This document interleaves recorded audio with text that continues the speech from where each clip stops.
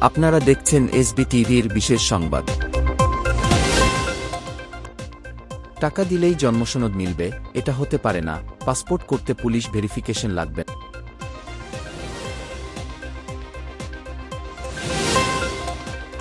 CNG autorickshaw চালকদের আন্দোলনের মুখে মিটারের চেয়ে বেশি ভাড়া আদায় করলে মামলার সিদ্ধান্ত বাতিল করেছে বিআরটিএ।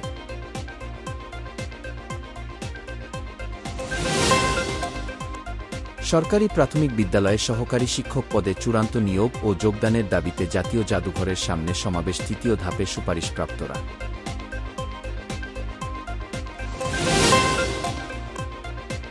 গাজায় যুদ্ধবিরতি চুক্তির আওতায় ফিলিস্তিনি বন্দীদের ফিরে পেয়ে রামাল্লায় খুশির জোয়ার।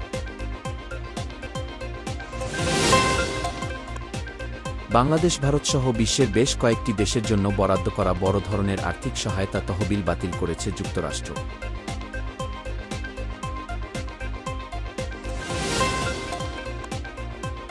ভারতের রাজধানী নয়াদিল্লির প্রধান রেল স্টেশনে হুড়োহুড়িতে কুম্ভমেলার যাত্রীসহ 18 জনের মৃত্যু।